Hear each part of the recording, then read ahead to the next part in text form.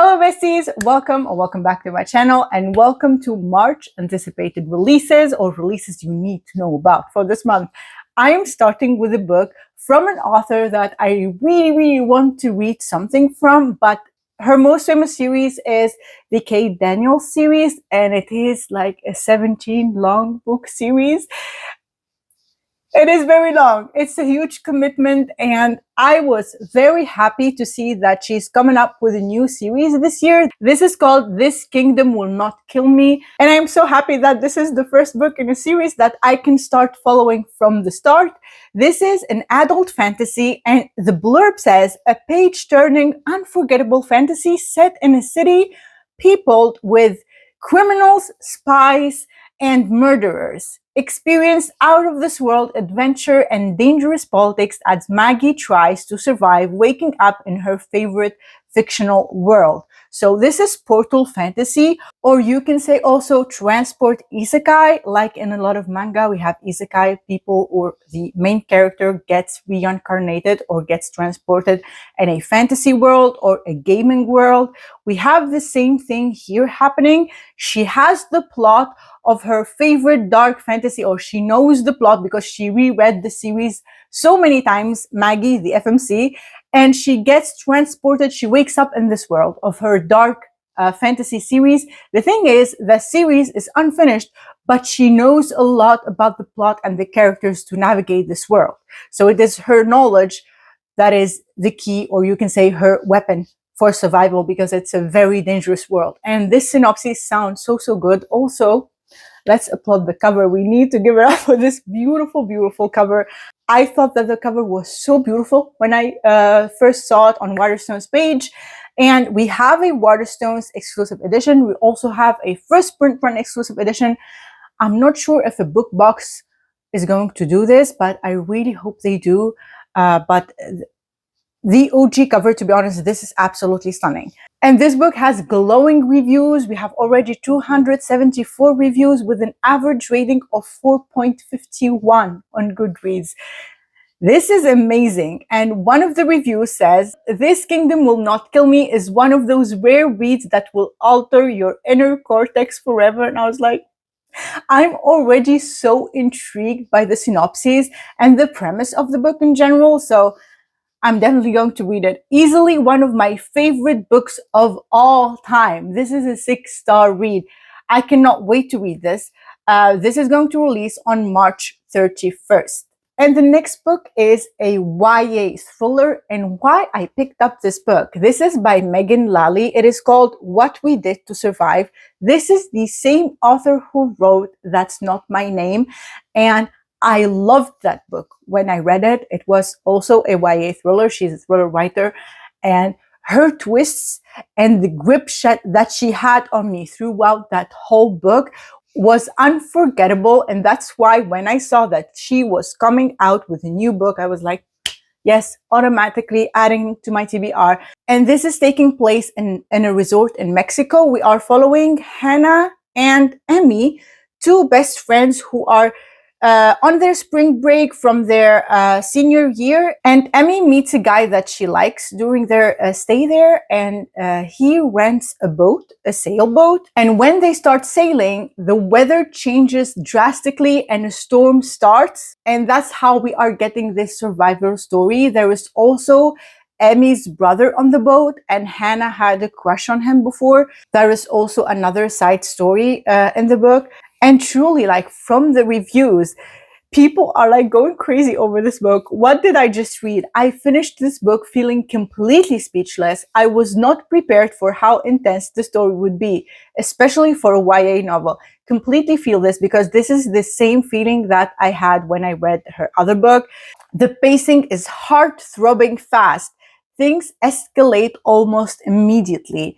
I love when we don't have, when it does not drag, you know. From the first or after the first couple of chapters, we are in the meat of it. And I love when that happens, especially with a YA novel. It has to keep that pacing to keep you interested enough to read the book. And I think this author does it very well. The biggest twist completely blindsided me. The payoff was both shocking and heartbreaking and caught me off guard. I cannot wait to read this. I love a survivor story. This is also going to release on March 31st. Another book that I'm so excited for, this is called Mayhem and the Mortal. The cover is absolutely stunning, by Shanora Williams. Here it says, Zara doesn't want a hero.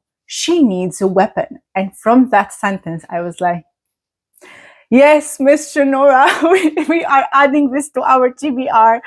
Here we are following a sister who is trying to save her sister. So it is a two-sister story, and I love that storyline so much. And she's trying to save her sister for a soul-devouring curse, and she has to cross the shallows. This is basically a ruined landscape with very deadly magic and shifting paths and vicious creatures that eat people alive. And who is going to be her guide is a guy named Thane. He's a sorcerer, assassin, and a walking red flag. And I was like, yes. And I think also there are going to be a group of misfits that enter the group or join them along their journey. And I think I'm going to fall in love with this book because I love a journey plot, a journey filled with adventures and like deadly things and like a quest-like plot. I love that so much. Also, the book got compared to Dungeons and Dragons meet The Wizard of Oz. In this wickedly romantic fantasy full of danger, secrets, and sharp banter. There is also a first limited edition, deluxe edition of this book that looks absolutely stunning with beautiful end papers. You will see it up here in the screen. This is going to release on March 17th, and I cannot wait to get to it. The next book that I'm going to talk about, I think this is going to be included in one of the monthly book boxes. If you follow Autumn on Instagram, you already know about this one. Her Hidden Fire. This is a first book in a trilogy. This is a YA fantasy romance. Here it says, the first book in a searing new romantasy trilogy, perfect for fans of Powerless. Now, I wasn't very excited that it was compared to Powerless because also a lot of the reviews here mention that, or ARC readers. And the synopsis, if you read it, you will see that there are people with magic and people without magic. And our main female character here, she has magic that she needs to hide. I think that's where the comparison stops from the ARC readers reviews. So, like this person says, I was a little apprehensive about the Powerless comparison because I don't like books that read as a list of tropes. Powerless was very tropey, and it was a very enjoyable read. I'm not going to lie. I enjoyed that series, but it was a lot of tropes and I don't feel like reading the same thing again. But as I said, a lot of people said the only comparison is that we have people with magic and people hiding their magic, or it's against the law to have that. But this book didn't really seem to have tropes. And here it also says, if you love romance, dragons, and magic, this is a story that incorporates all of those within a twisted and dangerous world. So I'm definitely going to give it a go. This is going to release on March 3rd. Now the next book, I am super excited about this release because I read the first book last year and I really enjoyed my time with it. This is the second book to the Starlight Heir. This is called Queen of the Night Sky by Amalie Howard. It is only a duology. Unfortunately, the duology is called Starkeeper. I really enjoyed the first book so much. I thought that the world building, the magic system, the story was unique enough. And I mean, we already seen a lot of things, especially when you read a lot of fantasy. We've already seen a lot of things being done, but if it is done with a twist, then I welcome it. Then I'm enjoying the book. And the first book, The Starlight Heir, I really enjoyed it so much, especially that secret POV. And now we are going to see more of that. And I'm very excited for this release. Also, the cover is absolutely stunning as book one. And I'm so sad that this is the conclusion because it's duology, but I'm 100% sure that it is going to be satisfying. This is going to be released on March 17th.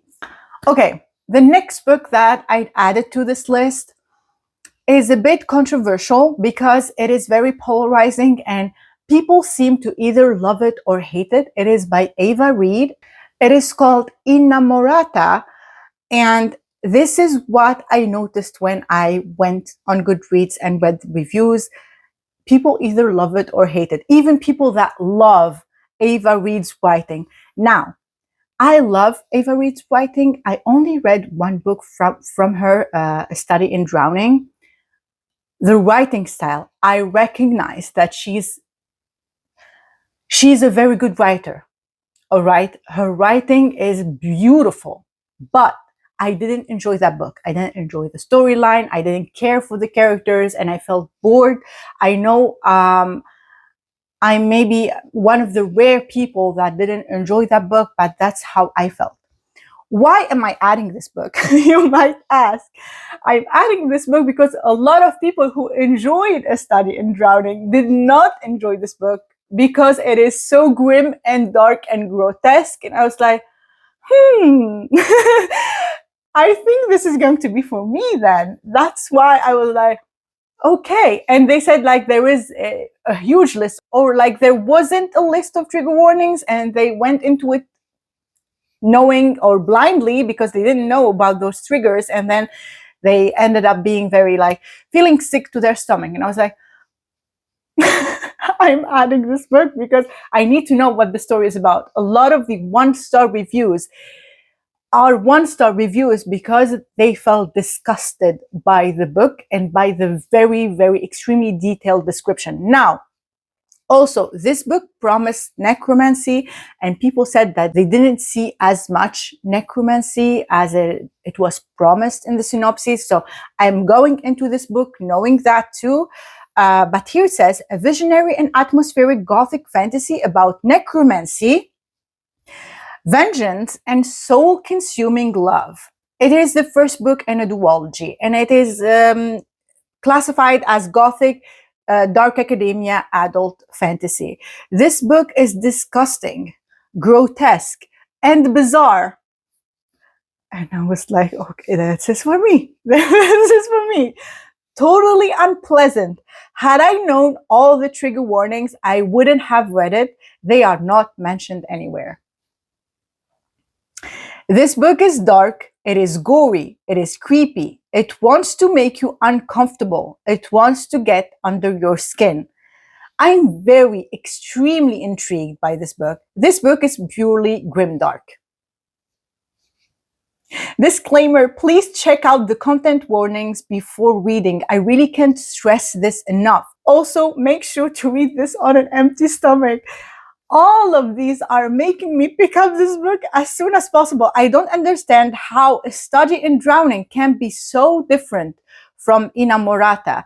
And I was like, yes, please. This is exactly what I'm looking for. I hope I love this book. I really do. But I think also people said the pacing is a bit slow because she drags when there are a lot of description. The description drags. Everything is very described, like overly described. Would I recommend this book? Yes, but not to everyone. If you are looking for a dark Gothic horror read with betrayal, revenge, and politics that feels somewhat reminiscent of the TV series House of the Dragon with a sprinkle of necromancy, then this is the story for you.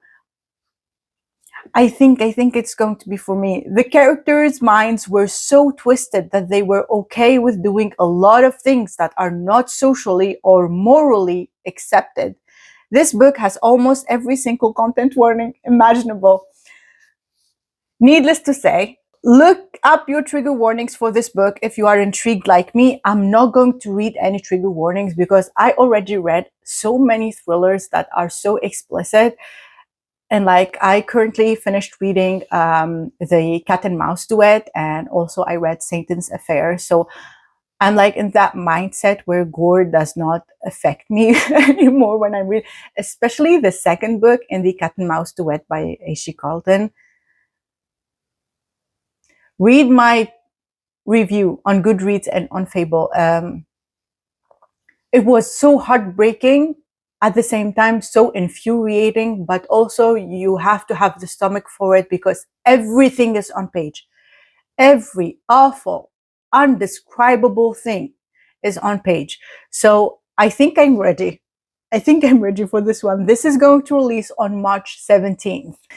The next book is the finale to the Stonegate duology, the first book being, I forgot the name of this first book, by L.J. Andrews. The first book is Broken Souls and Bones. We got the Fairyloot special edition last year, and this is the second book, Heir of Twisted Lies. And I'm very happy that this is only a duology, so I can read something by L.J. Andrews, and this is easily read. It is only 2 books, and I really want to read something by this author. The Everseas duology also, I didn't read it yet. I really want to read it this year too. And yes, this is a Norse mythology fantasy romance, and I'm very excited for this release. This is going to release on March 24th, and I will wait until the release date of this book to start the first one, because I noticed that I need to binge the series. This it's my thing. I'm a binge reader. And speaking of binging series, I am so happy that we got the 3rd book and the finale to The Sins of the Zodiac by Carolyn Peckham and Susan Valenti. The book is called Cinder Vale, and the first book is called Never Keep, if I remember correctly. This is, I believe, a dark fantasy romance set in the same world as the Zodiac Academy, but this story has nothing to do with that story, so you can read this trilogy without reading those books, which is a big relief for me. I really want to read something by them, and this is now a complete, or very soon, a completed trilogy, and I heard only great things about Never Keep. So I am very excited for this. I'm going to binge this also. This is going to release on March 31st. The next book is also the finale to a trilogy. It is Game On by Nevessa Allen.